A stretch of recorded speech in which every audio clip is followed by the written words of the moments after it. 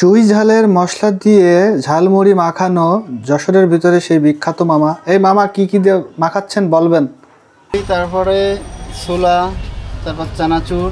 আচ্ছা, এবার মশলা চুই ঝালের। চুই ঝাল কি কিনে আনেন তো নাকি? হ্যাঁ, কিনে আনা। এরপরে ডাউল ভর্তা, কাঁচামরিচ, তারপরে শসা কুচি, স্পেশাল মশলা। যশোর কালেক্টরেট ভবনের সামনে জাহিদ মামার মুড়ি মাখানোর স্বাদই অন্য রকমের। সে বিভিন্ন ধরনের মশলা দিয়ে এই মুড়ি বানিয়ে থাকে। মামা আপনাকে আসলে কোথায় পাবে সবাই? আমার লোকেশন ডিসি অফিস গেট।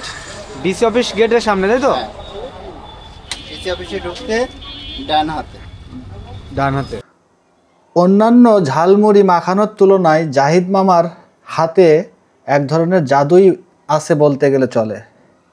তো যারা যারা খেতে চান এই মুড়ি, অবশ্যই বিকেলের পর থেকে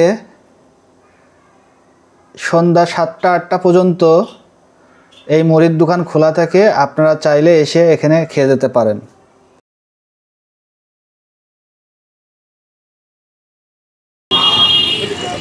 ভাই আপনি তো মুড়ি খাচ্ছেন, তাই মুড়ি কেমন লাগছে একটু খেয়ে বলেন তো।